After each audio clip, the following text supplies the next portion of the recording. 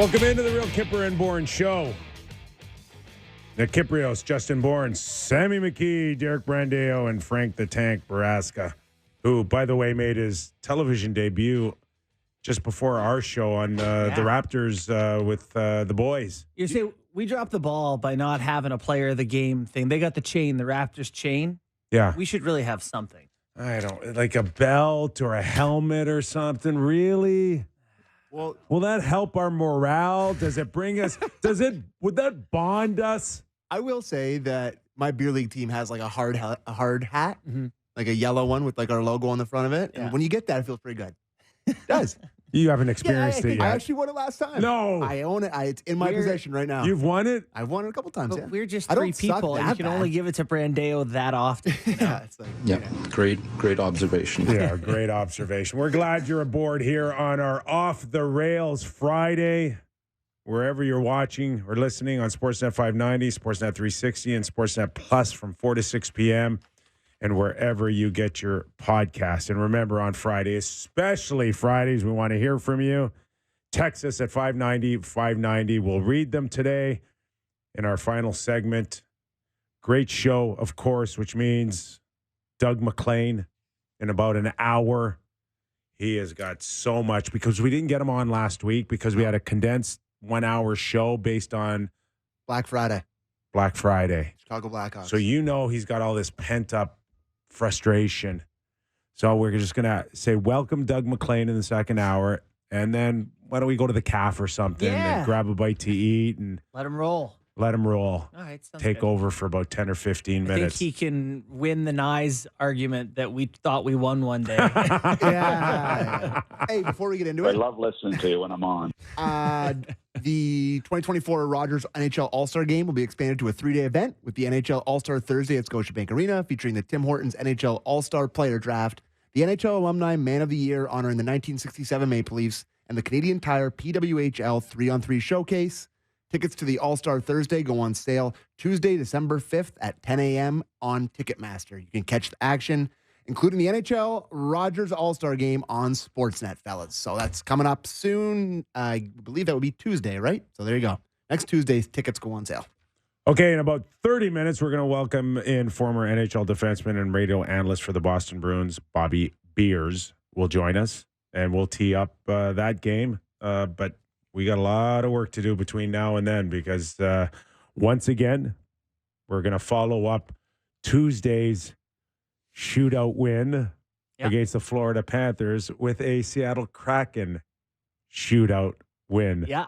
You know how we take texts on Fridays? Again, text us at 590. Shout out to Matt Whitaker, who's a regular listener of the show, a listener of the show, if He's you will. a regular Whitaker. Yeah, he is. He says, boys, there's much to be concerned about, but the Buds have 6 regulation losses in 21 games, have killed 18 straight penalties. Mitch scored a hattie, and they're getting points on not at their best. It could be so much worse. Please discuss. I thought I'd come up with a positive vibe. Glass half full there. There's some liquid in the glass. So do not bring that same Tuesday/Wednesday crap. I read that preemptively because I know what I have to say about last night, and it's not all. Does it make you positivity. feel better that at least the first period felt a lot better than the first period against Florida? And we'll get into the second and the third period where many of them, including their best players, not Mitch Marner, Went to sleep. I was going to say got schooled, got absolutely destroyed, crushed. Oh, jeez. Hey, you're the analytics guys. Yeah. You tell me what the numbers were because the numbers were not pretty. No. But it started well in the first period. I mean, not to come out of the gate incredibly cynical. Just here have we at go. it. I mean, I would hope so. The Seattle, they're not the Florida Panthers, boys. No. They're a team that you can kind of, I thought the Leafs looked like the bigger, stronger team. They're able to push them around a little bit. They're not like a team that's going to look you in the eye and go toe-to-toe with you like the Florida Panthers. Like, just to me, like you should be dominating them in the first period and the second period and even the third period because they're not very good. And the fact that's what hurts my, anyway, sorry to be so cynical right off the top. All right. Okay, but that's how I feel. I'm going to put the brakes on it for a little while. Okay, here we and go. it's my fault because I should have steered this right to a better vibe. So let's start with the best vibe of the night. Okay. Mitch Marner. Yeah, it was good. Well, I mean, yeah. So, everybody that was ready to run him out of town. Yeah. I don't know how they feel today. All they had to do was put Mitch him with the Marner team's best lovers player, John again? Tavares, and he's back. He's back, baby.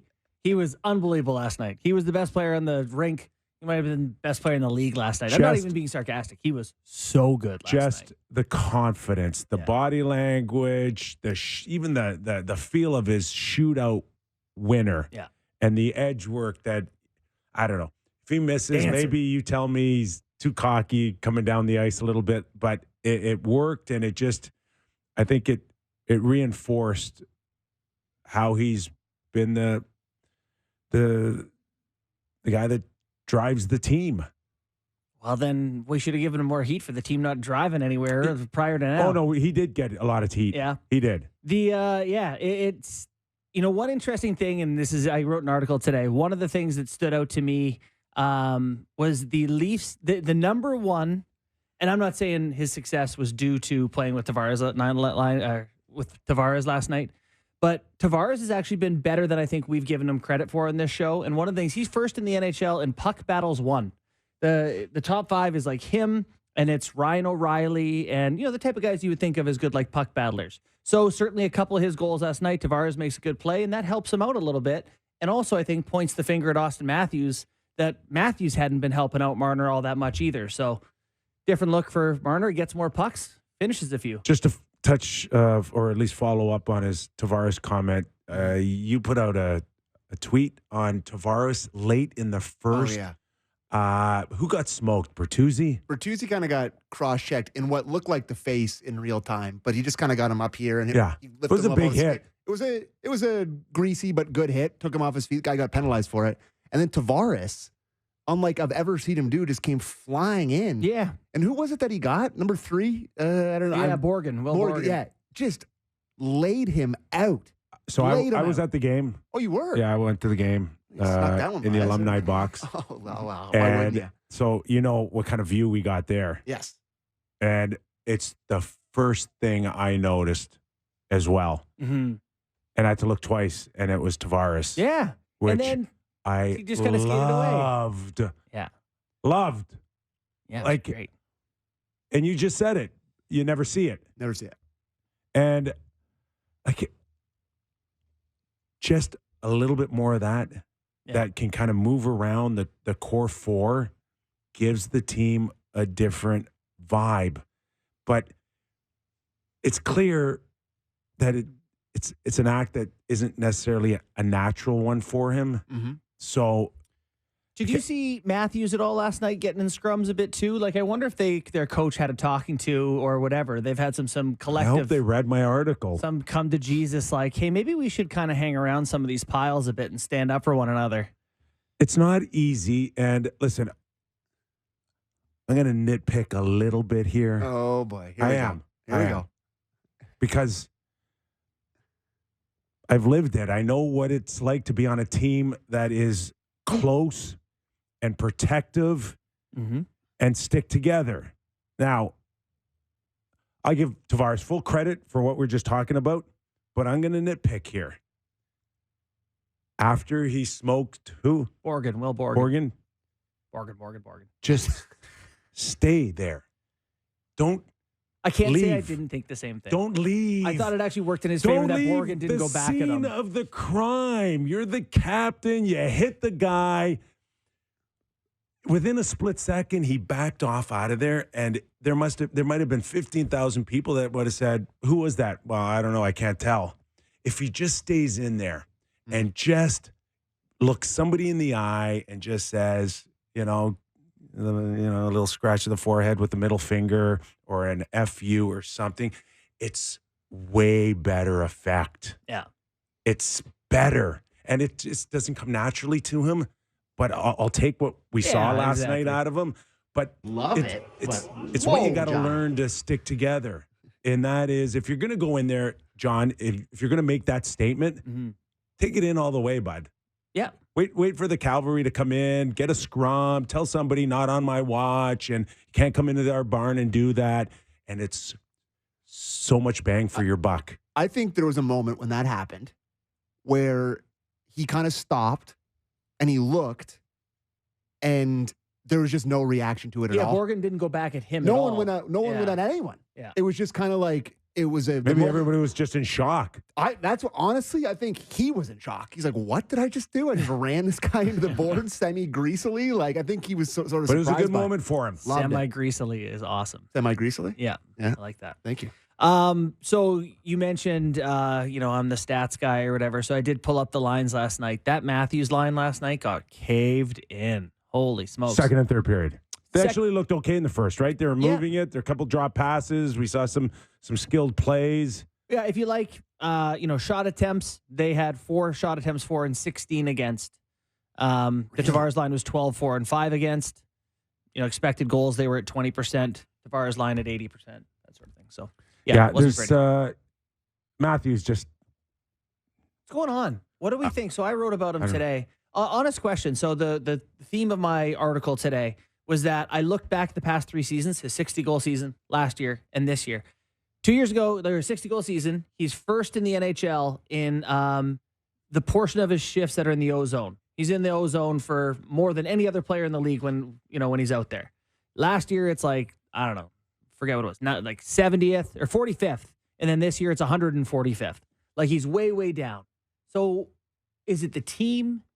Is it the defenseman? Marner's the same way. Marner's 178th in the league in this category. They have not, now that, Marner had a great night last night, but on the year, they just haven't looked like. They're not spending any time in the offensive zone. None. That's the bottom line. And if you're like a team that's going to be top heavy, you need the top to be heavy. You know what I mean? Yeah.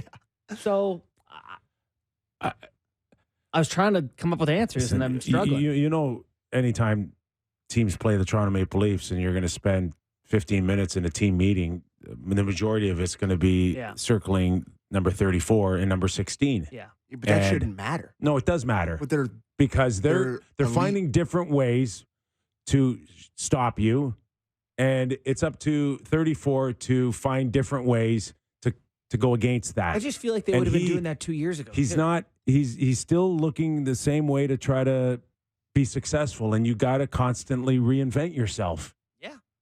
I had the theories in my article are like, okay, so the D are not as good, so they don't move the puck out or break it. That's same for all the Leafs, right? That would affect everyone that their D are not as good. But also, they don't forecheck as well. We talked in the show about them not having a forechecking line mate. Is it conditioning? Is it, could it lose puck recoveries? I don't know. Anyway, there's something up there, and that they need to start there to figure out their problems. I think there's a lot of parts to his game that he should start really focusing on, and putting the puck in the net shouldn't be his top priority. 9 games without an even strength goal, Kip. It's a pretty big priority. No, but he still finds a way to either cheat or be on an occasion the wrong side of the puck. His shifts are too long. I don't know how long was he in on the 3-on-3? There were times when he had the puck, and we see any other star player. And Mitch is really probably the best out of anybody 3-on-3, but they'll take it back and they'll regroup and they'll change. This guy wants to stay out there one more time. And it's like, what? For what? To get your goal? Yeah, probably. That'd be it. Yeah, but no good. I would agree. No good. Well, I think 3-on-3 is not hockey. So I'm not going to kill him for the 3-on-3. No. It's a byproduct of everything else. For sure. That where you are on the details, the smaller details. And right now, I don't think he's spending enough time on him. So I think there are stretches throughout a lot of his good seasons where he's had pretty long slumps. For sure. And I think, the term streaky, which you like to use a lot for Matthews, is kind of similar to any hockey player, really. Like, most hockey players are pretty streaky in terms of getting hot and not or whatever. But this one just feels different than a lot of other slumps. Where it's he doesn't have the puck. He doesn't have the puck. Just feels a lot less noticeable. So I'm not really sure what's going on. Is it that? So is it the regular season that he doesn't? He knows they'll be there. I don't know what it is. What do we need to see when he's not scoring to be more noticeable? No, I need to see him score. Yeah, it's certainly a big part of it. But it's a huge. That's how they win. They need him to score. He's first in the NHL in stick check takeaways. He's doubled his body checks per game. Now listen, he's doubled his hits per game from last year. 2.3 last year. He's at 4.6 this year. he's still first in the league in block shots. Like he's sixth this year. So he blocks shots, takes away pucks, throws the body. Like where is he in takeaways now? First in the league. First in the league in stick check takeaways. Yeah. What the? Well, you'd rather him. No, it's fine. It's but really I don't good. know. I don't want to. Okay, it's good when you're winning and you're playing well and you're scoring. But they are winning, right? They are winning. They're not winning. They're winning. They're No, not I agree with winning. Kip, they're not winning. They're not winning. All right. Give me 2 points. Giving up. Right? That's literally, yeah. They have ended up with a W All right, in the they're column. winning. They're winning. 2 games in a row, in fact. Yes. Yeah. Okay. Uh, They're not winning. Joseph Wall is winning. Well, he's been good. Okay. No, he's been it, Sammy. Yeah. He's been it. For sure. He's the real deal Holyfield, huh? Listen, I agree wholeheartedly that they don't look very good. Like, there's just no way to sit here and tell you that they do. But to the point off the top of the show, that while they're sucking and not looking good, they are still managing to win games, which they're not what the Oilers were a week ago. They're not what the Flames were a week ago. I told you guys right from the get-go that they will getting points for this team will not be a problem to get them to the dance, which you guys kind of paused a little bit a week ago. Okay. But I would that's still not what this is about from here on in. It's just about getting yourself best prepared to look different to win 3 rounds. Yeah. And I mean, it'd be really amazing if they did that, but it's hard to believe after there's been a lot of evidence of them not doing that. I know. So. One thing that stands out to me last night is like we were texting Sammy, I think it was like after the second when they were up 3-1. Mm-hmm. And it just felt like one of those nights they were going to win 8-1. Mm-hmm. Like they're such a better team. Seattle's not physical in any way that should intimidate them. They're not as talented in any way. Like it just felt the Leafs are at home. Marner had a cut 3 at that point. It just felt like they were going to run away with it. Yeah, and then they started working harder than the Leafs. Yeah, that's probably it. I don't know. It just this year they haven't had those games where you're like you can really just take the foot off the gas and say it's up 5-1. We're just going to run this out. I've never in 5-6 years have seen a team spend a minute and a half or 2 minutes in their own zone and not touch the puck. Like there were long stretches against Florida and there were long stretches against Seattle where they can't touch the puck. And if they had it, they lost it. I know. They're in their own end. They don't break it out the same. They are spending way more time. The numbers bear it out, Kip. They're in their own zone a ton. Okay, let's go to Sheldon. Sorry. Go ahead. Yeah. Let's go to Sheldon Keefe for our first Kippers Clipper. One on what's it going to take to win a regulation game? I'm sure thinking about it too much. We've been in this situation a lot, getting asked about it every single day. And for good reason we're getting asked about it, right? Because, we haven't found a way to get on the right side of these things. But at the end of the day, this is a really hard league to get points in. And just look before I came in to talk to you fine folks, and I think there's 23 teams below us in the standings right now. And we haven't played our best hockey, so we're in a pretty good place while we continue to work through the things that we have to improve upon. And the points that we've accumulated to this point, they're not nothing. They were doing okay. Oh, don't follow that clip with that. No, but that shook me up. I think Sheldon said all the right things there. Like, we haven't played well. The points are buying us time to sort these things out. 7-2-1. There's only the Rangers, LA. 10 games. Oh, 10 last games. 10, yeah. I think only the Rangers are better, and they're right there with the Kings and the Capitals as Let me go to our 7-2-1 hypersonic secret group chat no one can ever find. But it really doesn't match up with the optics of what you've watched the last little while. How much of it is just, with Matthews and Marner and the lull with Nylander, and is it fatigue? Like, they're being leaned on so much, especially with some of these top guys in defense, too. They blow a 2-goal lead last night with Brody's on the ice it's like they're being leaned on so hard. Wow. It's like night after night, they've played 10 extra periods.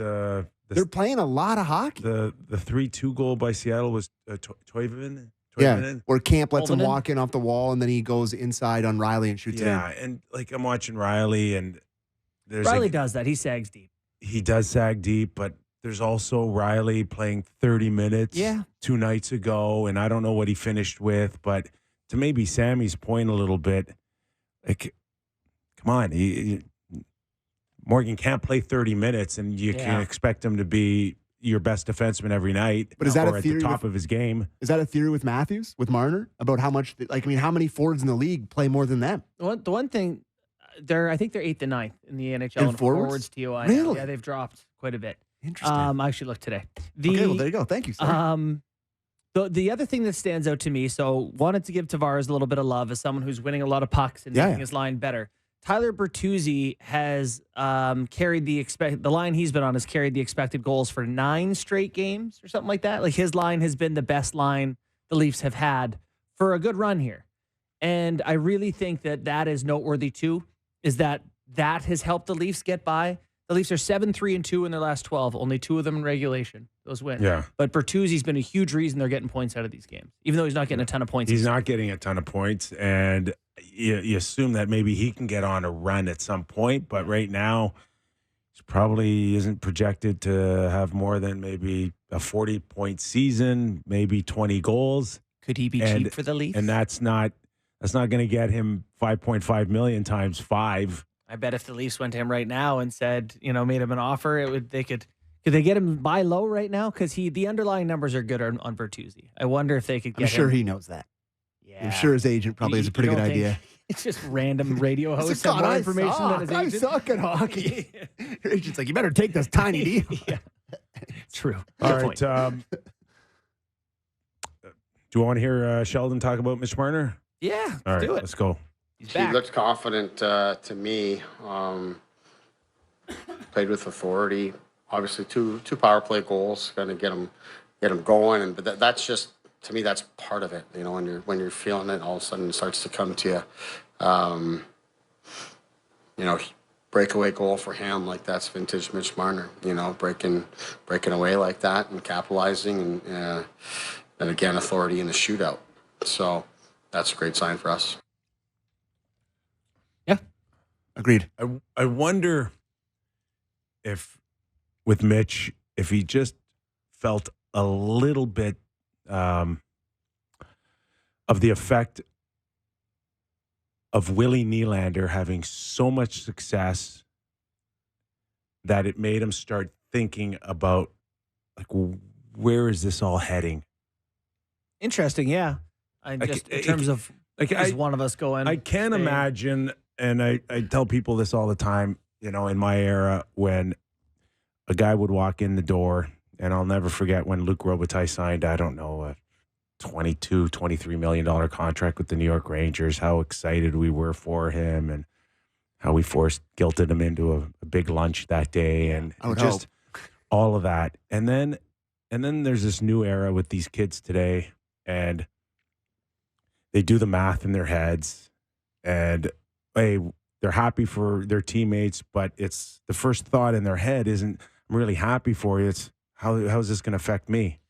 And because you're dividing up a pie instead of there being a bakery. With Willie going from this guy to, has all the potential in the world to be a star, to people saying now he's arrived, he is a star, and the Leafs, what are you going to pay $11-12 million for him? And I'm just wondering if there's a part of him that said, am I going to be the odd man out soon? Mm-hmm. Yeah, I think that's possible. He does seem, he's aware of the market, and I don't want to say emotional, but just in tune to. I think he's more emotional than, or at least he's got that sensitive emotion that I think the others don't have. Yeah, or they don't show it as mumuch, because even his body language, and Kelly Rudy last Saturday talked about how he sagged a little bit if the puck didn't go his way. Yeah. And he seems to wear things a lot more than the other guys. I've seen this sentiment a few places in Leafs Twitter. It's Jeff Viette and Steve Dangle talking about how Mitch Marner is a guy who doesn't not care. He's a guy who cares almost too much. And I think that's a good point. that you can't care less when you sincerely care the way someone who grew up in this market and has always kind of coveted the Leafs. You can't turn that off, the amount he cares. So when it's going well, you're on top of the world. And when it's not, I can see it being hard. Okay, so Willie leaves Sweden as one of the greatest superstars that ever walked the planet for the Toronto Maple Leafs. Mm-hmm. And now he's had a couple of down games, and Mitch is back up again. If I asked you to pick one guy to keep and one guy to get rid of, who would you pick? We all, for the record, Kip, we all said Marner. Did you? Even when he was at the same money, yeah. But even when he was hot, Willie, we all said Marner. Right? Didn't we? Yeah, I said Marner. So. You said Marner. I said Marner. Yeah. The crazy thing right now is how much Nylander's been like at times a 16, 17, 18-minute guy for the Leafs. His last 5 games are 23, 22, 26, 25, 23 and a half minutes. Wow. Like they're using him in a way. But there was times when it was, and if you look at some double shifts over the last 10 days, 2 weeks, most often Sheldon would pick Willie to play with a third or fourth line than Mitch or anyone else. He bumped Willie up. Yeah. So it came probably at the expense of Mitch Marner's minutes too in the last 10 days, Which 2 weeks. you would like, I would think, right? Typically think he plays too much, and that's... Yeah, and I thought, up until the last 3 games, Willie was worthy of that. Yeah. To the point where it's like, if there's a guy on this team that you want out there to get a goal, you're probably going to go to Willie. But boy, like that line, but Willie's cooled off. Matthews doesn't have the pop, and Nyes is just struggling. Is he not? Like I've been saying it for a week now. Was it the drop pass late in the third? I think they stopped using him after that. He didn't go back out. Yeah. That was Yarncroc started playing on that line, which I bet that happens next game. I don't think Nyes will stay on that line. You guys know how I feel. Mm-hmm. I'm too much too soon. I'm a huge fan. Same. But this was going to head that way at some point. That a guy like that with that least amount of experience to go run shotgun with 2 $11 million players, it's really hard. It's really hard for a guy to come in there and feel like he can fit in while he's trying to figure out all the bells and whistles of this new league. Yeah. Do you want to listen to Sheldon Keefe a little bit on Matthew Nyes? Clip 5. I think, like Matt's been like that line. I think he's been kind of up and down. If I'm remembering it correctly, I think Nyes got stuck out there for a really long shift at one point in time. I just thought wasn't quite recovered enough. So went with Yarncroc in that spot. But like we've talked about, he's got a great size and skill set that clearly shows that he should be in this league. Yet he's a young guy that's learning the league and figuring it out. And some of those moments show up, and he's not the only one. Nick Robertson's trying to find the league and figure it out as well. So that's part of the process of becoming an NHLer, especially for those that don't spend much time, or in Nyes' case, any time in the American League. Just say you benched a guy. He won't throw anyone under It's just like, we benched him. Last season on our show, we did spend a lot of time talking about a left side that's kind of like the weakest out of your 12 forwards, and it's kind of leaning that way a little bit because 2 of them are rookies, because if you got Bertuzzi going, as you just mentioned moments ago, but now behind Bertuzzi, he doesn't know what to do on the left side. Yeah. Well, we're sitting here every day. We got no person, we can't hurt anyone's feelings or anything. I wouldn't know who to put there. I guess Yarncroc. I've thought about it. Like, I don't know who you would play there right now, given Nyes kind of needs, it looks to me like you need to back off him a little bit and let him. When Nyes struggles or makes a bad play, I told you, put Gregor up there. Yeah, okay. Get him for a period or a few shifts or something. He's not going to hurt you. No, absolutely not. And frankly, he ran over a couple guys again. Like, this guy cares. He works. He finishes his checks. He can skate. He can hit the side of a barn now. I honestly feel like, what am I missing with Gregor? Like, why do I see him wrong? Because I think he's so good. I think he's very effective. I think he is a guy who could play top six. Well, yeah, but you can't go up there. I feel like it's one of those things where Whoa, easy on the top. That's what I mean. Well, that's how I feel when I've only watched him play 20 games. Let's just get him up there for a couple of shifts in a period. Yeah, like I don't think he's a top line like an Austin Matthews for the year partner, but like I don't think he's a guy you can less effective than let him wet the beak. Let him get up there a little bit. Right. Feel it. Anyways. Okay, D-Core struggling. Let's go to Sheldon Keefe to wrap up what he thinks of his blue line. Been a lot. We've asked a lot of our guys. We're asking a lot of the guys that are playing more minutes. You're asking a lot of the guys, that like the Lagus and Timmins and Benoit's of the world that are playing more and playing in different spots. So we're asking a lot there, but the guys are managing it. Is it a factor? I think some of our, the 2 goals we gave up in the third there, to me, there's some soft defending there. Like we just don't close quick enough. Perhaps that's some of that stuff that you're seeing in those moments. To me, we've got to manage those situations better, but credit to the guys, whether it's the situation we're in tonight with 6 or, how many times through this season we've gotten guys injured and had to play with 5, and the D core has, for the most part, responded and found a way to keep us hanging around in these games.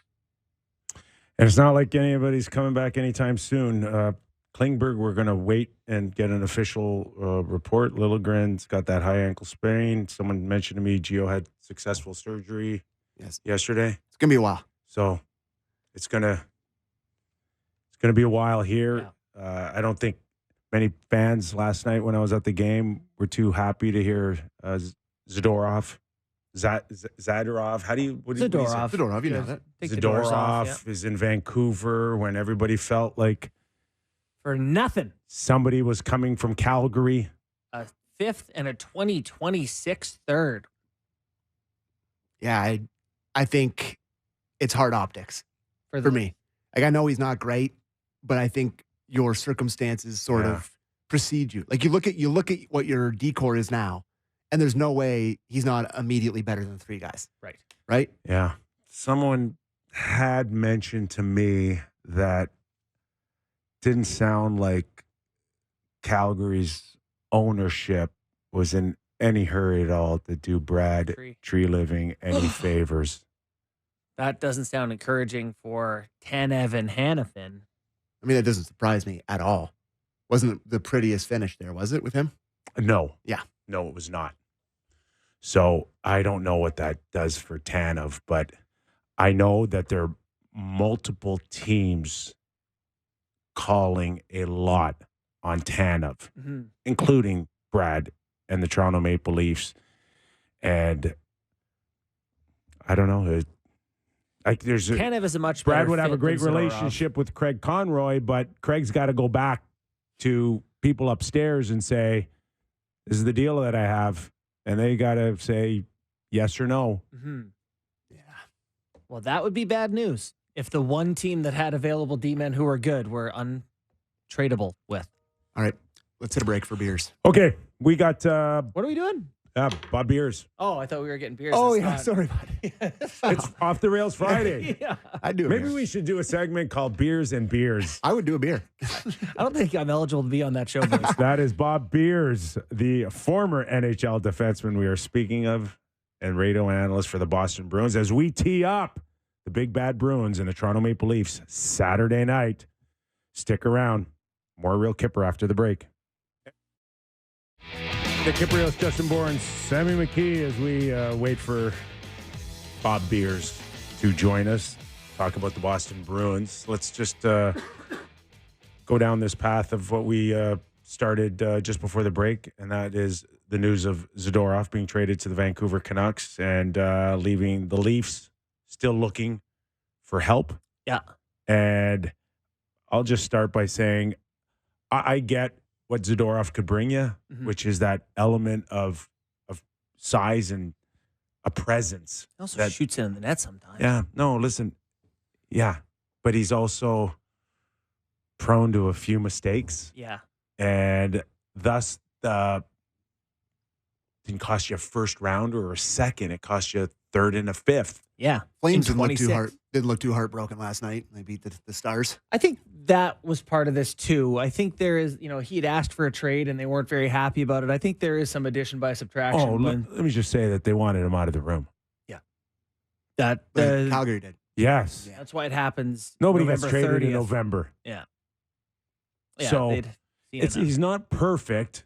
And I think you have to have a real strong room. And maybe that's Vancouver now with Hughes as the captain and a better JT Miller and Petey. Maybe that's the case there. He can just kind of fall in place there. But I got to think that there's going to be a growing list of available defensemen as we start seeing teams slowly fall off here. I don't know if it's the worst thing for the Leafs not getting in on Zadorov. Can I ask you this, though, both of you? Yeah. Can the Leafs continue to accumulate points with who they're running out there for half their decor? It's not perfect, Sammy, but that's for sure. Maybe I don't necessarily think that asking Joe Wall to save you every night is the right blueprint to accumulate those points. Yeah. But you assume if his play falls off a little bit, and instead of an A+ performance every night, he can give you a B-, and you can still find ways to points. For points, the problem is right now, based on what we saw the last two games, the Leafs cannot accumulate points unless he is an A+. Yeah. I think for the Leafs, if they don't change something on the back end or find something with their top guys, I think the wheels could come off for a stretch of games. I don't think it's impossible that they go on a run where they're unlucky. Right now, they're a +3 goal differential team, and somehow they're like 9th in the NHL or whatever. They're 3rd in their division and closer to the Boston Bruins than they've ever been, in years right now, despite the process being off. So I don't think so, Sam. We're waiting on Bob Beers, who I think is going to be here in just a minute. Okay. Got him. All right. As promised, let's welcome in Bob Beers, former NHL defenseman, doing a terrific job as the radio analyst for the Boston Bruins. Beersy with the best last name probably in the history of the game. How many times have you been told that, Bob? Well, they used to make fun of me when I was a kid, right? But now it's like, we wish you had your last name. We love your last name. Well, listen. I can't tell you how many times some of the linesmen called me Eddie, though. Do you remember Eddie Beers? Oh, of course. Yes. Yeah. I think he played for Calgary and St. Louis. Yeah. Was he an Atlanta Flame once upon a time or no? Say that again? Was he in Atlanta before they moved to Calgary, or was that way after? Good question. I'm not sure. I know he went to University of Denver. I never met him. I don't know him, but not a common last name, so I wish I got to know him a little bit. Well, listen, we appreciate it. We know you're coming off of a call last night where I think Boston fans are used to, and that's a Swayman shutout and a convincing win here. But it slid a little bit. But overall, Bob, let's just start with the thought that this was going to be a bit of a transition year with Patrice Bergeron gone and Krejci gone. But how have they been able to do this through your eyes? Yeah, well, the first thing, Nick, is the goaltending. I mean, it's been outstanding all year. When it dipped a little bit, they lost a few games, and you saw the 3 losses in a row, and I think they're 6-4-2 in their last 12 games. So that's a far cry from the 9-0-1 to start the season. So they're probably somewhere in the middle of that. They're a good team, but the goaltending's been outstanding, and 1-2 combination of either order you want to go with Jeremy Swayman and Linus Ullmark have been really good. And those first 10, 11 games or so, they were stealing them a couple of games. There's no question.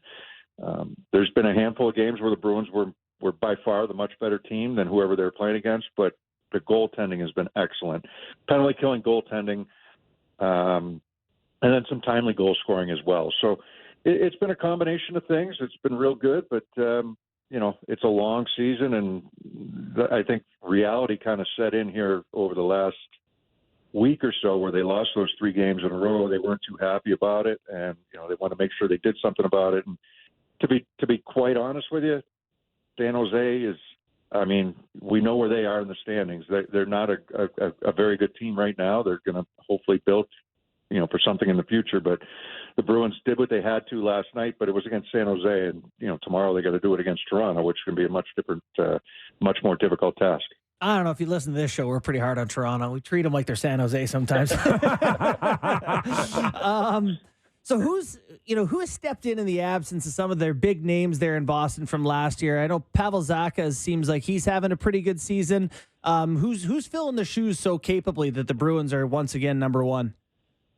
Yeah, I mean Zacha and Charlie Coyle. I mean they've taken on a bigger role with not only Bergeron and Krejci. I actually was interviewing Jim Montgomery the other day, and I said, you're missing your two top centers from last year, and this and that. And, why have things kind of gotten away from you a little bit? And he made mention of Tomas Nosek, who was a really valuable part of the fourth line, and a guy that Montgomery counted on a lot in defensive situations. So you're missing three centermen from last year, and so you move Zacha to the middle. You've got Charlie Coyle there, who was basically the third line center last year. He's had a very good start to the year. And then you've got two young guys. You got a kid from Ontario and Matt Patra, who's played well for the most part. And you've got John Beecher, who came out of University of Michigan. He played for Providence last year in the minors, in the American Hockey League. So it's a big difference. And I think if the goaltenders weren't bailing you out, missing some of those centermen that you had that knew the system, that played it very well, that embraced the system and embraced their roles, it's been a little bit of a. I know that the record suggests that they've been really good, but I do have to emphasize it's been the goaltenders a lot, and there's been other things. I mean, they played well at times, but the goaltenders have bailed them out, and it's still kind of a work in progress for them down the middle, and just incorporating a lot of new faces into the lineup this year. We're talking to Bob Beers, who's helping us set up the Boston Bruins and the Toronto Maple Leafs for a Hockey Night in Canada Saturday night. As far as Brad Marchand goes, how would you assess his first quarter of the season? It has to be a big adjustment with no Patrice Bergeron, but still the same look, still the same feel from Brad. I love him. I know that people in Toronto and people around the league probably don't like him as much, but he's a guy that just cares so much, and I think he's putting a lot of pressure on himself right now. He's played with Bergeron since 2010, 2011. They've been attached at the hip, and they've always been on the same line. You see one guy out there, you see the other guy out there. It's all the time. And now it's a bit of an adjustment. Now he's the captain, and he puts a lot of pressure on himself. And I think when he puts a lot of pressure on himself, he tries to do a bit too much. And at least that's what I'm seeing right now. And obviously I'm on the outside kind of looking in, but I do see him every game. And I've seen him over the years. That's what it looks like to me. He's still an elite player, but he puts a lot of pressure on himself and to help the team the best that he can, and that's kind of what we're seeing right now. I don't know if he would agree with me, but I think he would deep down. So he's hoping to get it going here a little bit, and he's had some chances. It hasn't really gone for him. He had a really good chance last night on a one-timer from the right wing circle. He had a couple of other opportunities. But I do think that when he is in a situation where he's not producing, that he even puts even more pressure on himself, and that's what he's trying to kind of fight through right now. When I look at the Bruins roster kind of top to bottom, the decor is just so good. And it's rare in the NHL to be able to have, 6 pretty good D-men, or let alone 6 very good D-men. But the guy who interests me most is probably Charlie McAvoy. I can never tell, is this guy in the star status tier of defensemen, or, he seems like someone who still occasionally makes some glaring errors. Tell us about his season as a guy who's been over 50 points a couple of times. How has he looked on the back end for the Bruins? Pretty good. Yeah. Not quite where he needs to be, but pretty good. So they made a little change last night, not only to the forward lines, but they made a couple adjustments on the D pairs. And they put McAvoy with Hampus Lindholm, kind of a a pair that they feel that they can help each other get going in the right direction, if that makes any sense. They put Matt Grzelcyk with Brandon Carlo. So a little bit of a change, and it doesn't always go like that. Sometimes they change it up a bit, because McAvoy plays a top power play, and then Lindholm plays a second power play, and sometimes when you come off those, the man advantage or shorthanded situations, it takes a couple of times or a couple of rotations to get everybody back together. But, they played together last night, and I think that they can help each other. I think McAvoy's game is it's when he's really on, it's strong. I mean, he's physical. He had that suspension earlier in the year, and he actually talked about it a bit coming back. He was a little reluctant to throw that big hit that he's capable of, and the open ice hit. You kind of, he knew that he made a mistake there on that hit. I think it was Ekman Larson from Florida, but he's a game changer when he's on his game, and he's getting there. It's close. It's close, and him and Lindholm can be a really strong pair together. I'm curious what they do tomorrow night. They don't have the last change against Toronto. Do they keep those two together? Do they split them up in case there's a an icing or whatever the case is, and you want to make sure that you have the right people out on the ice. So curious what they see or what they do tomorrow. We'll find out a little bit more tomorrow at the morning skate. Beersy, as far as the Boston Bruins and the Florida Panthers, we don't have to go too far to remember that amazing. Nick, yeah. Don't. Just don't even go there. Like Game 7, overtime, Carter Verhaeghe scores the one that makes the difference here. And yet we're watching both Florida and Boston run 1-2 in the Atlantic. In your mind, who is the team to beat? In the Atlantic, in the East? No. Yeah, just, okay. Like Boston sitting up top, I think 3 points ahead of Florida. But, who do you think ultimately, between now and the trade deadline, needs to make maybe a couple of adjustments? Who's chasing who here? Or is it even? Or do you see the Boston Bruins better, deeper? Who's the team to beat in the Atlantic? Yeah, I don't see them as deeper and better. I see them as, there's a lot of teams that are right around 500 right now. It's kind of a crazy season so far. You see all those teams kind of right around that number. The Bruins had that 9-0-1 start, and since then they've been 6-4-2. So you know what I mean? It's kind of, if you get those runs, then you kind of distance yourself maybe from some of the other teams. The Bruins have played Florida twice. They actually played them really well down in Florida last week or a week and a half ago.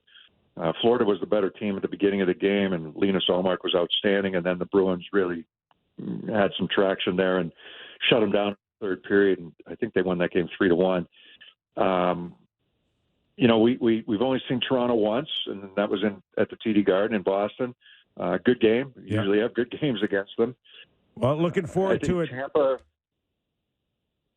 was good. Tampa was good against the Bruins recently. They actually took it to them a bit offensively, and the Bruins were off defensively. And I think it was a 5-4 game or something like that, and Tampa won in overtime. So the usual suspects. I guess that's my answer for you. And Detroit has beaten the Bruins twice. Looking forward to it.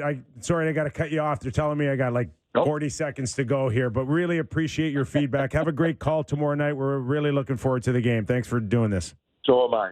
Thanks, guys. Thanks Bob for having Beers. me. Thanks, really appreciate it. Who's chasing who?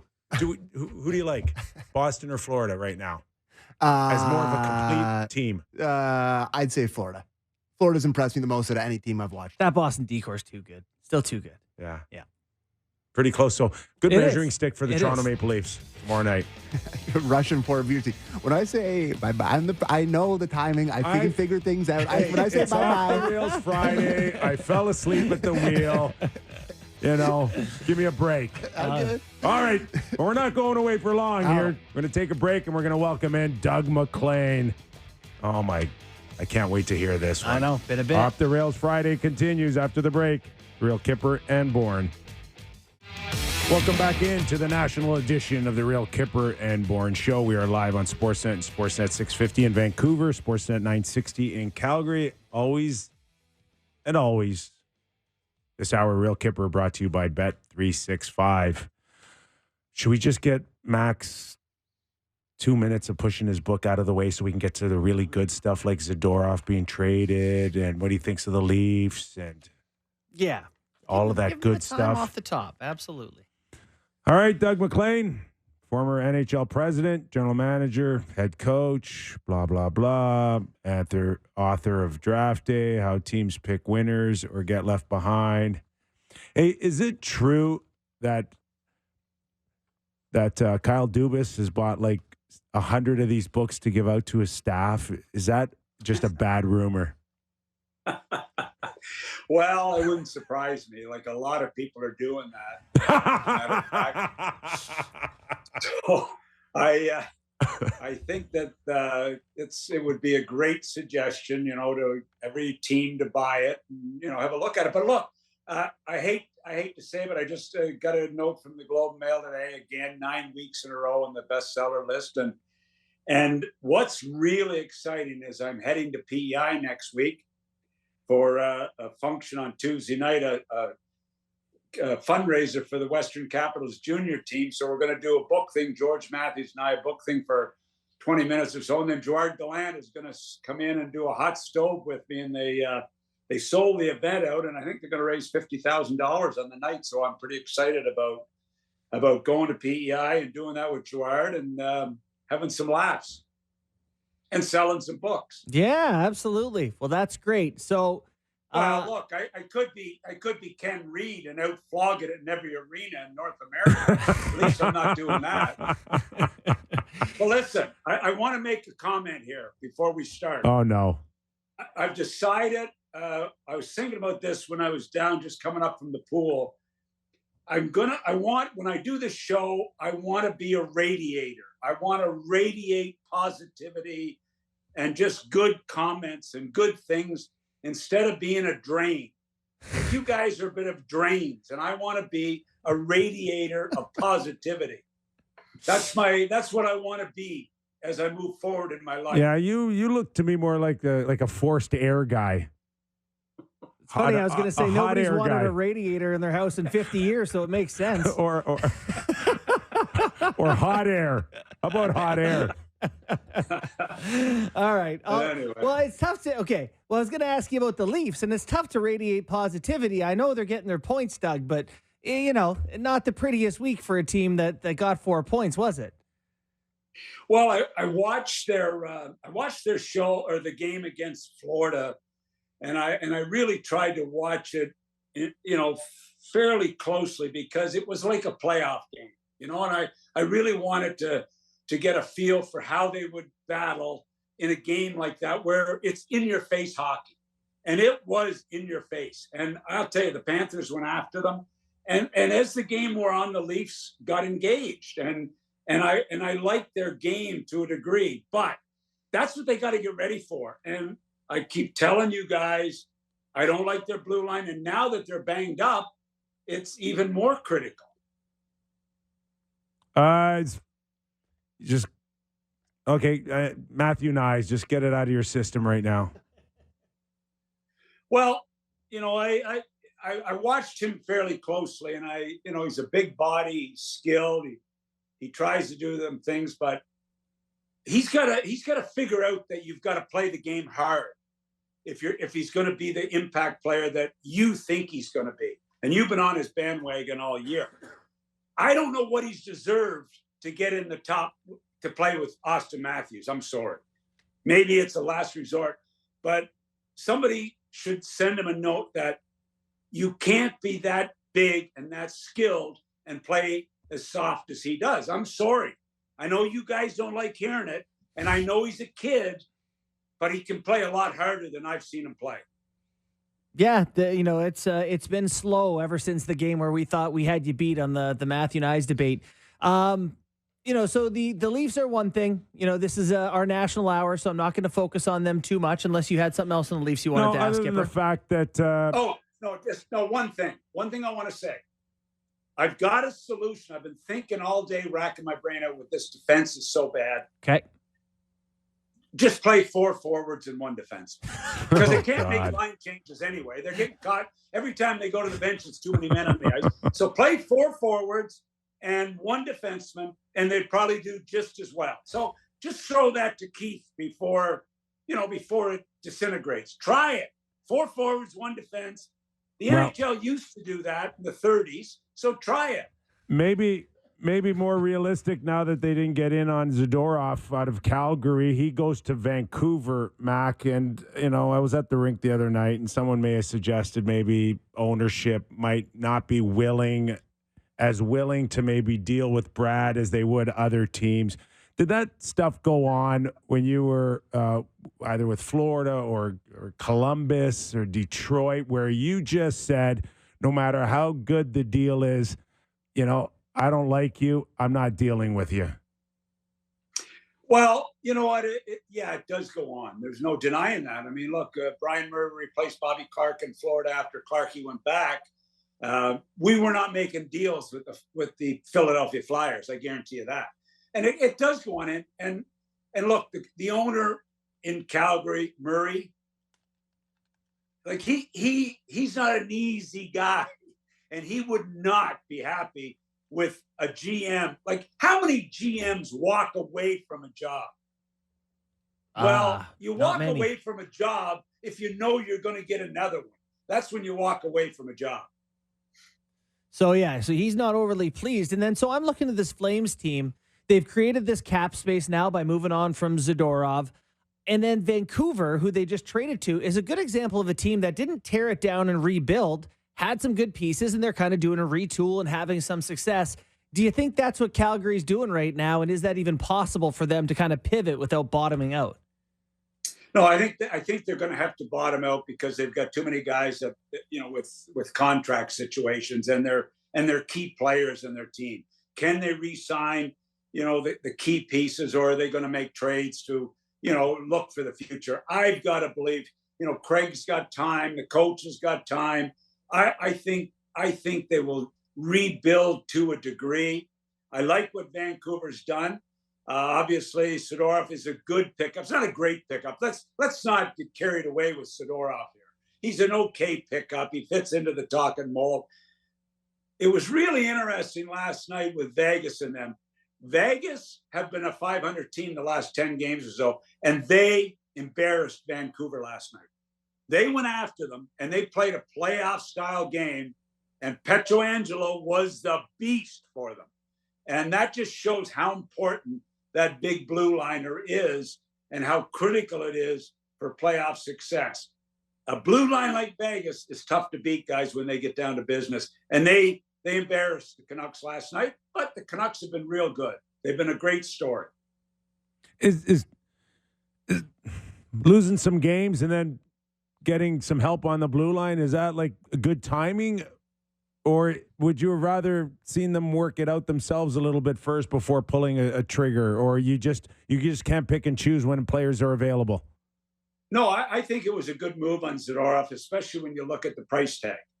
You look at the price tag, and a third and a fifth. Okay, Vancouver's got lots of good young players. I think they're well positioned. I don't mind that. I think it was a good deal for them and a smart move to solidify the back end.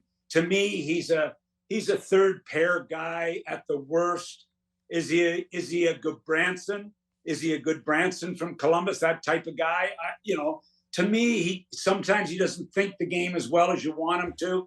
But he's a big 6'6" body. Tocchet will like him, and he'll move some people.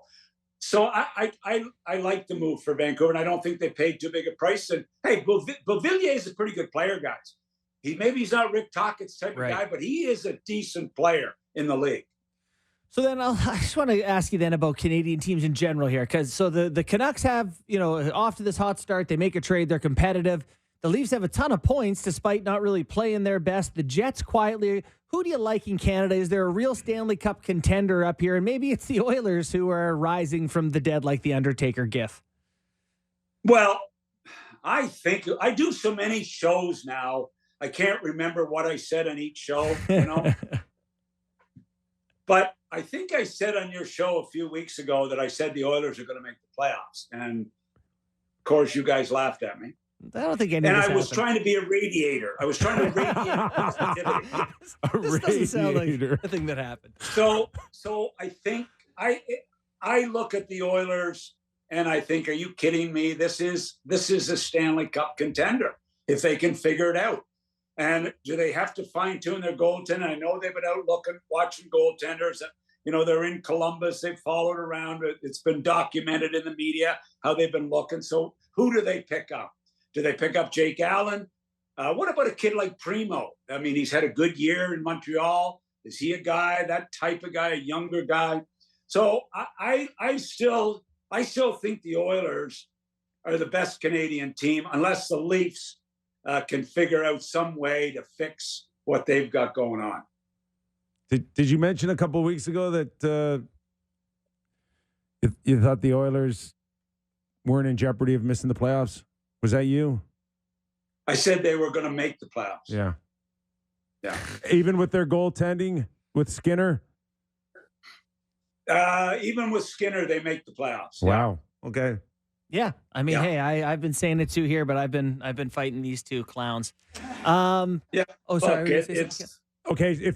If they make it, does Ottawa too? They get Shabbat back. I think there's maybe a cap issue there, or they're right up against it to bring him back. But is in your world, you also see Ottawa staying in the mix here? No, I don't see Ottawa now getting in. I think, as I said to Jeff Rimmer, my good friend today, I said, Jeff, get a lot of sleep today, because if you lose tonight to Ottawa, you are not making the playoffs. And if Ottawa lose tonight, they are not making the playoffs. You look at the points after 20 games. It's not Thanksgiving like you guys all talk about in Canada. That's all BS. I don't know where that came from. 32 Thoughts or somewhere. It's 20 games, boys. It's not Thanksgiving. It's 20 games. Yeah. And, right now there's a lot of teams that are almost out of the mix. And Ottawa and Columbus are both out of the mix as far as I'm concerned, unless a miracle happens. So then the Leafs are playing the Boston Bruins, who have been, number one in their division. Are they, if we're looking at true cup contenders here, in a salary cap era, it feels like no one can pull that far away. Do you have the Bruins as the top dogs, Rangers, Vegas? Who is it that you got on top here? I don't have the Bruins. I watched them a couple of times last week, guys. They were awful. Oh, really? They were awful. Now, I know they won last night, but they have not played very well lately. And, it's going to be interesting to watch Jimmy Montgomery here, how he grabs a hold of this and gets this team. I mean, they were really good early on. I get it. To me today, I think the Rangers are the best team, guys. As much as I hate to say it, and I will not say it in front of Gerard Gallant, but the Rangers are the best team in the NHL right now. He set them up for success. That's what Gerard did. Yeah, of course he did. Of course he did. Got to ask. Go ahead. Go ahead. No, you go. No, you go ahead. How am I radiating? Oh my gosh. That's never happened to us in like 20 years. No, you go. We're usually jumping all over each other to go. By the way, Nick, you missed a major controversy last week. I do the Chirp podcast with Darren Millard. Oh. Okay? Yeah. And I didn't realize I did not mention his name in my book. Oh, he's got to be sour. And he asked me if I was in the book, if he was in the book, and I had the book next to me, and I looked it up, and I went to the index. No Darren Millard mentioned in the damn book. And I said to him, Darren, I feel terrible about it, but I didn't mention my brother and sister either in the book. Yeah, that's good then. You're fine. So he's like so family. I thought it was okay. Yeah. So just tell him you're like family. I got to ask you, Mac, as we watch the whole saga unfold with the Chicago Blackhawks and Corey Perry, was there anything that could have been done differently to avoid that internet circus or not? It's just too big of a beast.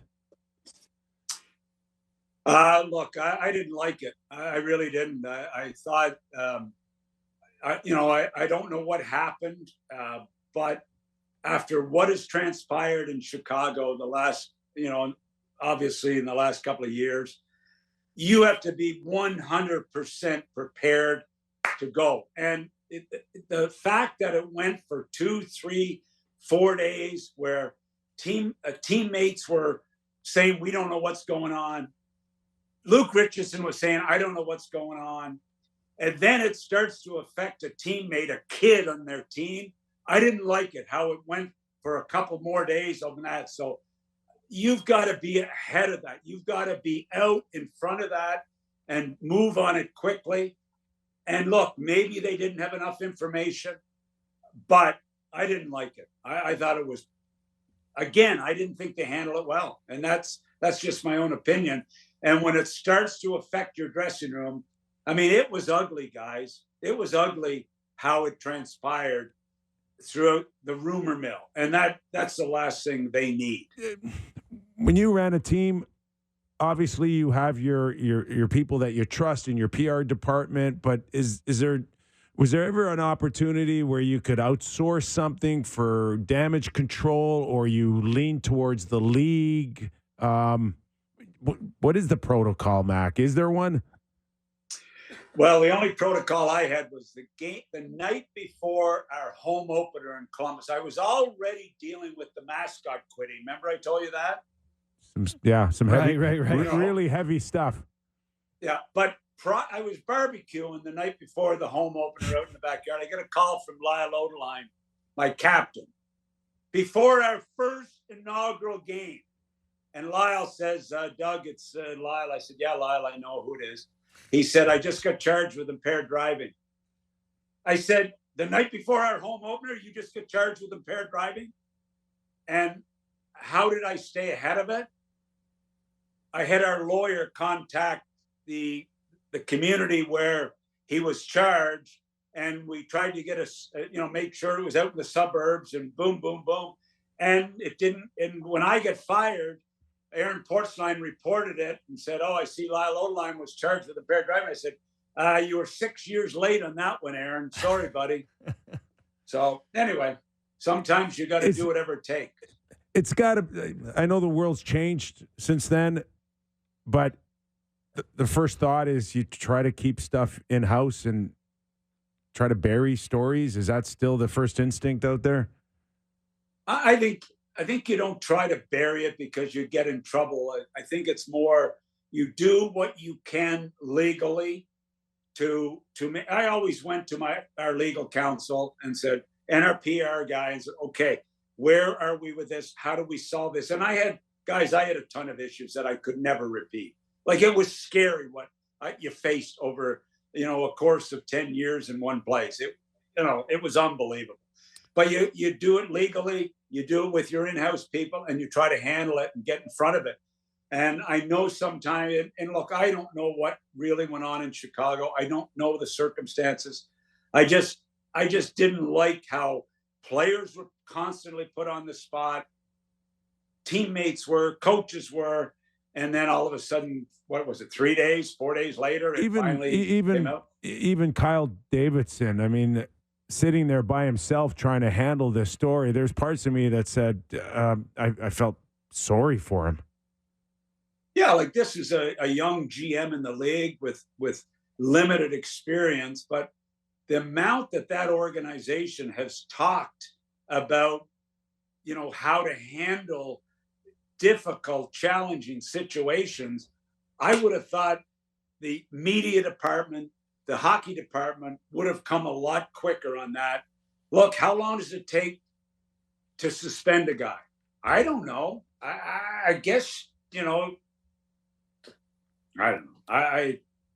But it just, the way it was said, he's left the team. He's not with the team. He, indefinite. And then all of a sudden, every media person in North America was checking this out. So unfortunate for everybody. It really is. Do you think less stuff happens today than it did, I don't know, 10, 20 years ago? Like, do you think that, the level of commitment it takes now to make the NHL, maybe it's an even higher level? Do you think players are on better behavior than they used to be? Or do you think there's still, if you're in a place for 10 years, you deal with endless problems over the years? I would say you deal with endless problems. I really do. I think, I know the players are in terrific shape. They train, but there's still a lot of problems to deal with. There's still a lot of fires to put out.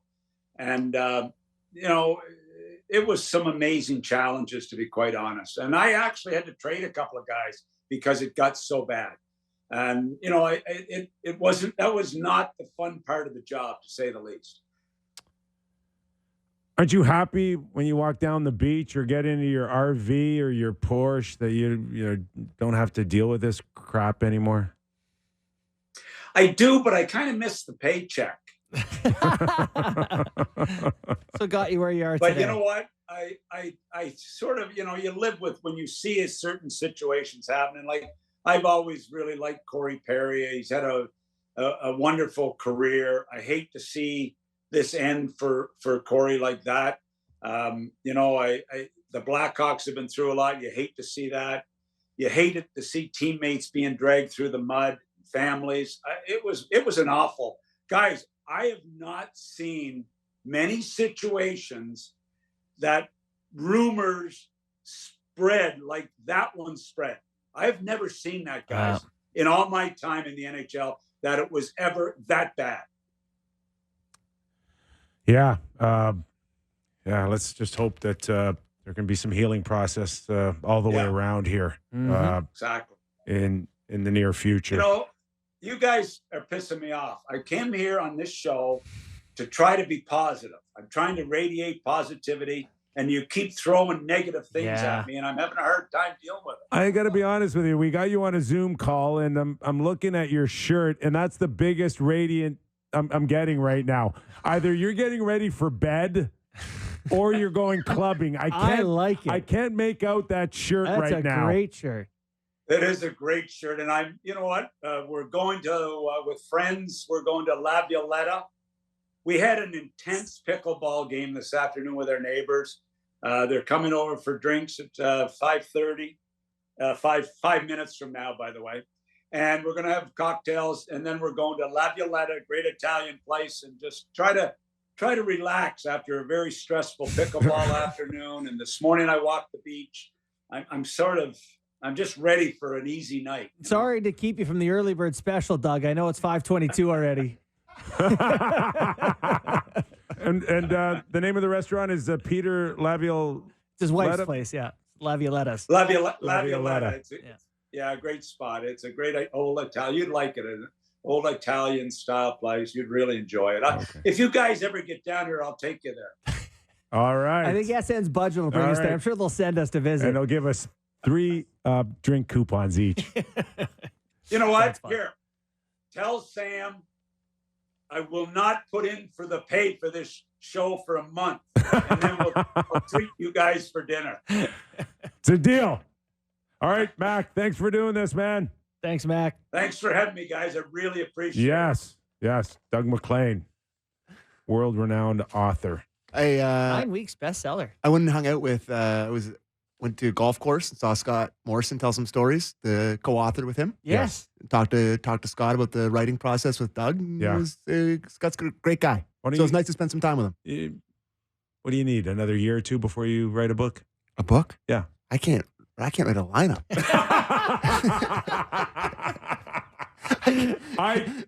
You know that. I can't. I screw up every day. I can't write a lineup. I don't know why. I honestly don't know why I'm here. But good luck, pal. You know what? We'll figure it out eventually. Yeah.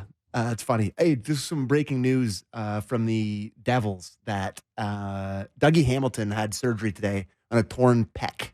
So he's out really long time. Yeah. They've got some bad injury bug breaks, eh? Yeah. They're fortunate Luke Hughes didn't get hurt after he got absolutely turned into powder by Garnet Hathaway. Do you want to talk about that now, or do you want to do some game time? And go to game time, and then we'll take a break. I'm taking charge here because you're bad on that. I'm reading my lineup here, see if I can read my writing. I'm just going to put together my lineups and put it as my memoirs and put it out there. Sounds good.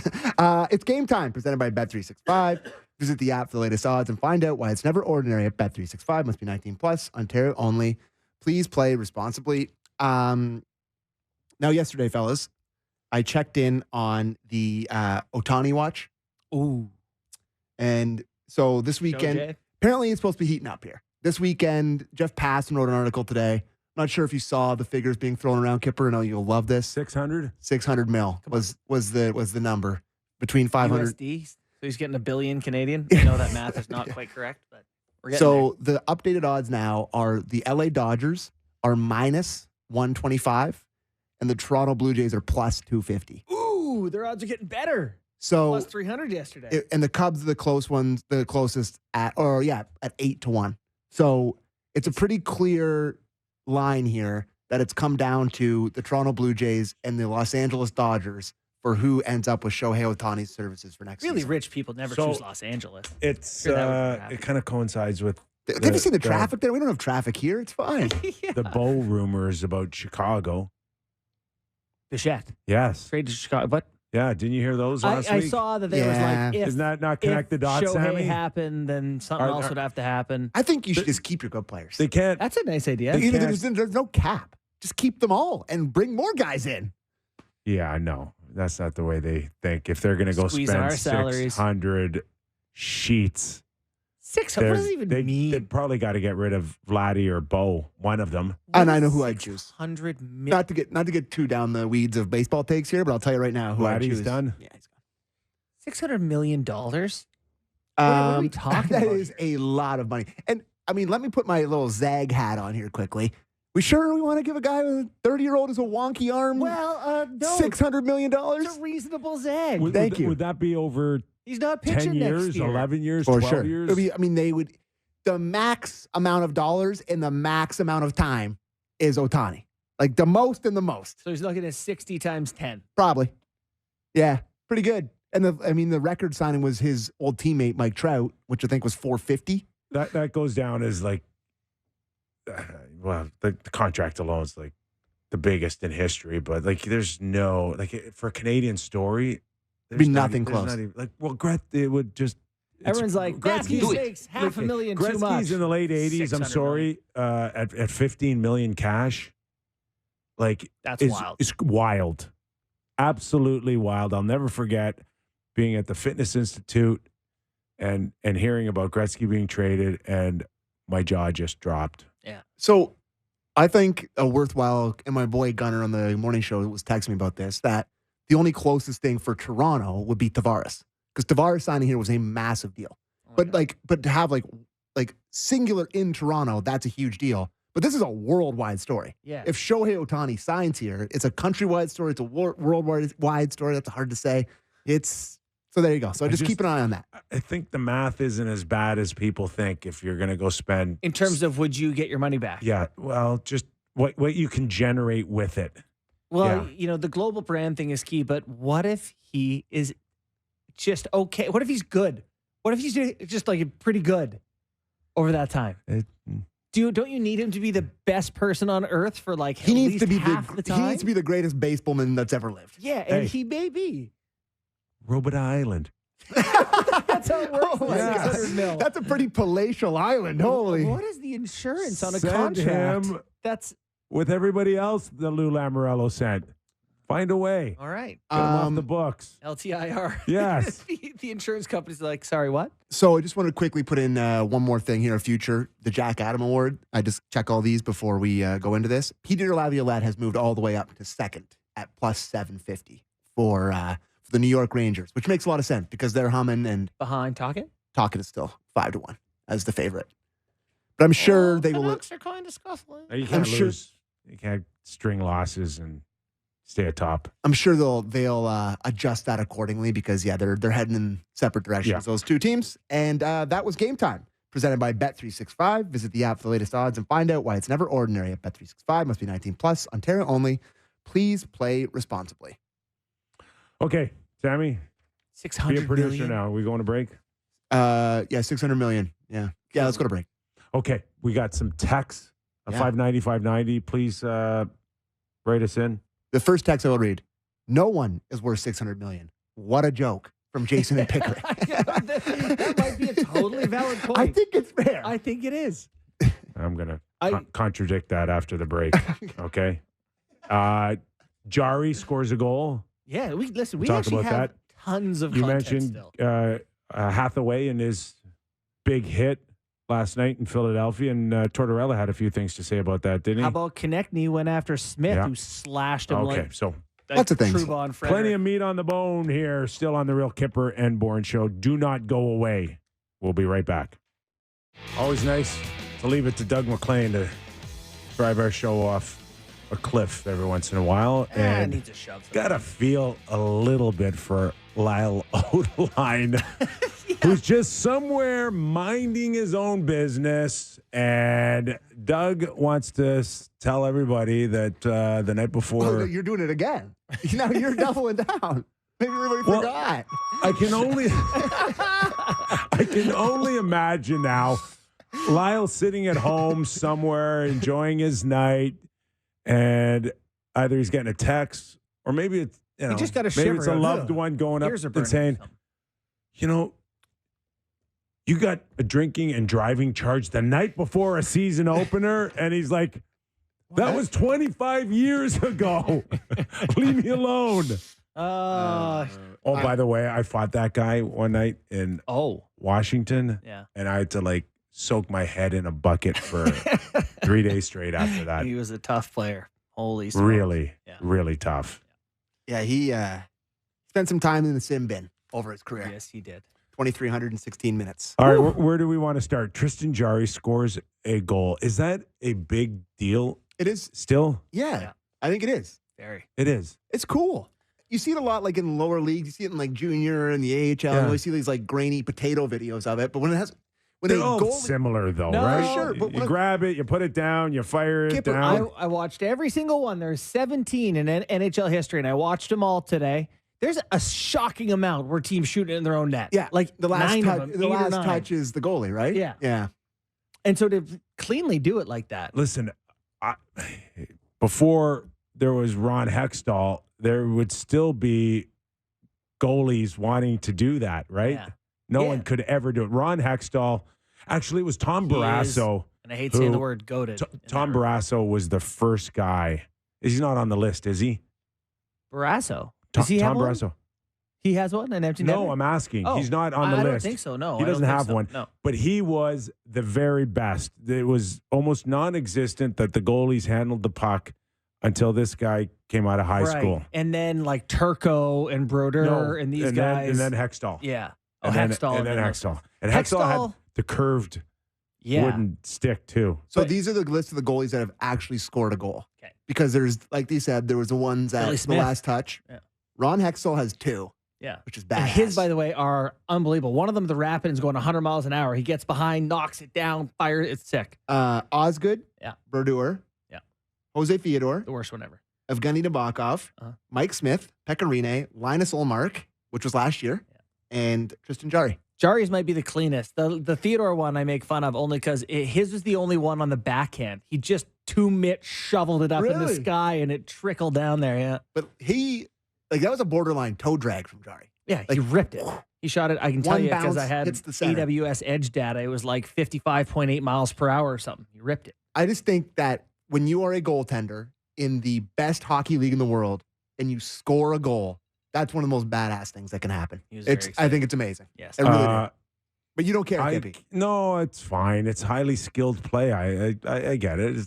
I'll watch it. It does nothing for you. It just does nothing for me. It's little for me. Okay. But really? It's something. But I would tell you, though, if I was on the Pittsburgh Penguins right now and I'm Raquel and Jarry has one more goal than Jarry currently leading. That would really bother me. Okay, that's a tough one. Raquel's got a 30-goal year, doesn't he? He was good. Who else is on that list? On his team? Yeah, there's a few guys spotting goose eggs. Yeah, I would be hammering them if I was Jarry. Yes. Oh, that one is getting mentioned every day. I'd be like, listen, you got way more TOI than I do. And the team they beat last night, Tampa, not looking so hot. I know Coop was not happy. Third in a row. Hot and cold. Third in a row they lost. You don't know what to make of them. That Kucherov turnover at the blue line on Crosby's goal, you sent us that clip. You live and die with Cooch. You mostly live, but sometimes you die hard. And how about Sid's goal? Just walks in, takes 2 steps over the blue line, just bar down. God, he's so good. Good hockey man. We mentioned Hathaway smoking Luke Hughes. Mm-hmm. Yeah. Now he relaxed. He thought he was getting a whistle. and Find he the doesn't. reports. And that Are you looking it up? I was looking it up too. that prompted John Tortorella to talk about bigger picture stuff on how guys are now You gonna read it? too Yeah. relaxed. Okay. You're a better Tort says, I'm glad the kid, Luke Hughes, isn't hurt. A really good player, young man in this league, but there's a problem in our league right now. Our players in this league do not put enough emphasis on making sure you're protecting yourself from hits like that. Make sure you absorb hits like that. We've kind of tried to turn this league into a no-hit league. Most people aren't ready to be hit. I think it's a lost art in how you take hits. I do think, looking at the clip, I think Hughes thinks it's icing. A mistake was made. We've got good refs. We've got good linesmen. A mistake was made last night, and what bothers me is we had to suffer for that mistake, losing a player. But I believe the league, it's a no-go. There's nothing wrong with that play. It shouldn't even have been a penalty. It screams to the athletes in our game. Be prepared to be hit because big hits are allowed. Nowadays, I'm so sure because everyone puts their arms up when there's a big hit. It makes me sick what goes on in the league here with big hits. That's part of the game. He goes on to say he hates when people have to fight because of big hits, and the league, players today are not prepared to be hit. Torts must listen to our show. Yeah, Because this has been our take for every year we've done the show, is that guys just don't expect it anymore. And put me in the camp of being disgusted. That was a major last night. Look at these kids from the moment they step on the ice as a 6 or 7 year old, and the emphasis on skill and the development of skill. Where would receiving a body check be? And it's not even like you can't even practice. Like, you can practice, of course, contact, but you don't get that same. You can't repeat it, what you get out of a game in those situations. And I don't know, maybe we just overskilled them and we didn't go back to the basics of what hockey is. And ultimately, it's a contact sport until it isn't a contact sport, i.e. minor hockey. I've gone to a few minor hockey games this year, like junior hockey. You've gone and seen the attack play. I've gone and seen the generals play. It's really the physicality of the game. By the time we're all 10 years older than we are now, the game's going to look different. Because even at the minor hockey level, the junior hockey level, hitting is such less of an emphasis. And I'm not saying I like this. I'm saying, in fact, I hate it. But the way the game has changed in terms of what they do to it, like, that's not the skill. That's the emphasis. Yeah. In the training and everything, like you said. And you see that. But every once in a while, you get a guy that can do it really well, like Trouba, and he could end your career. But it's interesting that I think almost at the NHL level, once it becomes all the players who have been the cream of the crop at all the skill stuff get there, at the end of the day, the physical teams still have a great advantage. And you're trying to learn to play that style. It's still hockey at that level in front of 20,000 people, and that's tough. God. If I had my 17-goal, 325 penalty minute season. You have 325 penalty minutes in a season. Like, what would that have been worth at UFA? Oh, you're an $8 million guy. You know, you're Tom Wilson. I don't know where I'd spend it first. Not doing a radio show with me is my guess. Not $600 million, but you had 325 penalty minutes in 75 games and scored 17. Did you give 35 minutes of ice time every night? How the hell do you have time? Yeah. How do you have time? Straight lines to the net, baby. Straight lines to the box. Oh my God. 325 is absurd, Kippy. It's goofy. That's absurd. Anyways, I love that hit by Hathaway, and I love Hathaway. And that's a guy I wish the Leafs had really gone hard after. Yeah. He's like the perfect fourth liner to me because he can fly. By the way, Hughes takes that punishing blow, then scores a Jack to Luke Hughes OT winner, same game. Awesome Sally, too, in the overtime. Credit to him. The bow? Oh, no, he didn't do the bow. Yeah, I love that. Nice. Think about the emotion, too. It's one thing, like your teammate, but then your brother as well. That's so cool.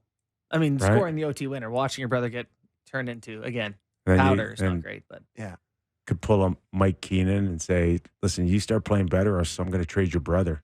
That's what he did with the Twins. Ron and Rich Sutter. Play better or trade your brother? Yeah. That's a hell of a line. Well, there's a great line. You know, not to bring up my beloved hometown, but there's this, Anthony Stewart once told me that there was a saying in junior hockey that F around or I'll send you to the sound. So, so I've heard something like that before. Out west, the joke was always, you'll get traded to Flin Flon, which seemed like Nowheresville out west. You been to Flin Flon? Never been. No. You got any texts for us? Oh, you want to go straight to that? I don't know. What else you got? How about the slash? Konechny chases down right. Brendan Smith and gets baseball batted in the arm. 2-game suspension for slashing, like 2 days after Trouba hit Frederick's head deep over the left field wall. And That's what he got, 2 games? He got 2 games. 2 games, yeah. That was a pretty good whack. Whacked him.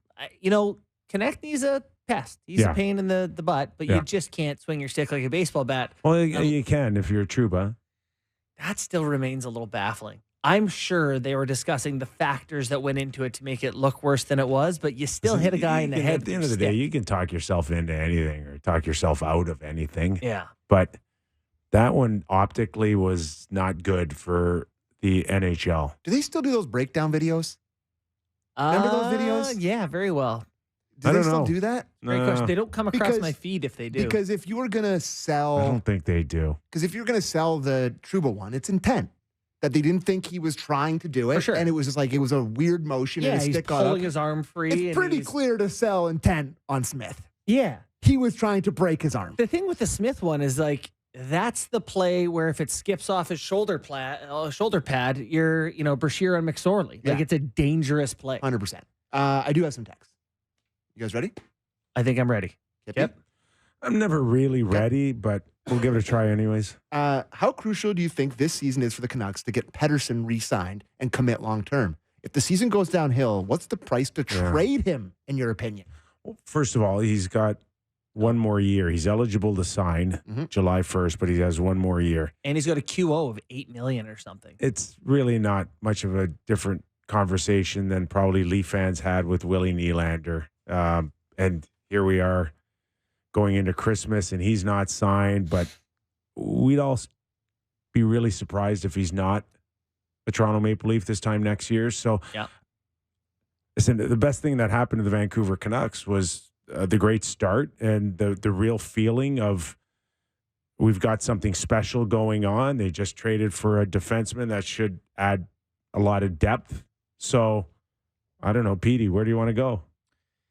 Yeah, the fact that he's an RFA after this season, I'm not very nervous for Canucks fans. Like, they have control over him, and he is a very good player, and they'll give him money. You don't lose players like him in his prime. They're going to keep him. Yeah. Not that worried about him. He's really good, but Doug's right. Watched a bit of that Vegas Golden Knights Canucks game last night before my little eyes got too heavy. They were getting schooled. I felt pretty comfortable going to bed. I saw people tweeting before the game, like Rick Tocchet had talked about how the result doesn't matter, but you want to use this as a measuring stick performance-wise. You want to hang in with them. And I would say that if that is your metric, you would not be very happy with how that game went because the performance was not pretty. What's your expectations of Patty Kane in Detroit? Do you think he will be a big factor for them or just a run-of-the-mill guy? I think if he's healthy and he's got the range of motion that he claims he has, then there's just not a world I live in where he won't be successful. I think they probably have somewhere around 55 to 60 games left. I think he can get 40 points for them, being an effective top 6 guy on the power play. I don't know that he's going to move the needle much in terms of possession and where they play and how they hang with the big teams. There's a lot of teams that bet against him. They weren't willing to give him multi-years. They weren't prepared to pay him north of $3 million. So, I don't know. Do they know something we don't about this type of surgery or just the track record alone of other players that have not been successful? I've heard that the surgery is improved since some of those names on the list got it. Don't worry about me. Is Samsonov expendable now with the way Joseph Wall is playing? No. Is Martin Jones still a viable backup option to Wall? Free up some cap space. Stop it. Okay. No, stop it. No. Okay. Not. Okay then, boys. No, he's just, Wall is playing well. Samsonov is a 26-year-old with lots of NHL experience who can play well. You can't just... Over the last 10 years or so, who's the Leaf player that got away that hurts the most? So who they didn't re-sign and found success elsewhere? Thinking McCann, Rask, Dursey, Moore, etc. I'm going to do you one better. From my time with the Marlies, there's an AHL player who is pretty effective. They made a 2-year, $1 million per year offer to Yanni Gourde. Really? and Gord chose Tampa, I think, at the same amount. Really? He was using the Leafs for leverage to get a second year, I think. He was Seattle's best guy last night by far. You're talking Giving about who got away from the Leafs Yeah. that they could have made it? In the last 10 Jared years. McCann kind of Yeah. snuck away, but who else? Carter Verhaeghe was drafted here. You know who comes to mind for me? You're going to say Marchment. Nope. Oh, okay. That was a good one, Nope. too. Yeah. Good one. Trevor Moore. Okay. Yeah. He's killing it. I think he's leading the Kings in goals. How about what was revisit it for me? Kyle Clifford and Jack Campbell Yep. for Trevor Moore. you know who's That underrated? is looking in that? like a complete disaster. So Moore has 11 goals. Carl Grunstrom has 7 goals for LA this year. That was a different trade. That was the Different trade. That was it the was, Muzzin yeah. trade. Yeah, different trade. But he has 7 goals playing on their third or fourth line. He runs into everything. So what did Works Trevor hard. Moore resign So- for? He signed for quite a long time, didn't he? I know. We kind of bristled at it. Trevor Moore, cap friendly, But- quickly. Would you trade right now Oh boy. Tyler Bertuzzi for Trevor Moore if you're LA? Oh my God. No. I would take Bertuzzi 10 times out of 10. I don't think they would. Yeah, I'm not sure about that. You're out of your mind. I mean, You like Moore a lot, huh? I like Moore too. I just from the first 20 games of the season, I'd say I like Trevor Moore better. What He's- is 19 points in 20 games this year, 11 goals so far. What does he make? 4.2 million until 4.2 to 5.5. So that's what I'm factoring in too. Yeah. Okay, that's a big deal to me. If I could take $1.5 million and put it somewhere else, Mhm. I'd take Trevor Moore. Only pushback on that is when you look at the way the Leafs are, Moore is more of the same. More of the same. He doesn't want that smoke. He doesn't want to go, you want them to punch some people in the face. He doesn't want to do that. And to your point, I'm not sure Trevor Moore is a guy that could run shotgun all season long with Austin. Yeah. But cheaper is good. Very effective player. To me, it's Dursey. Thursday. Yeah. Yeah, he's an Owen Sound guy. But he's a right shot guy who is offensive, can run a power play, young. They could, and wasn't it you that was talking about it was between him and Liljegren?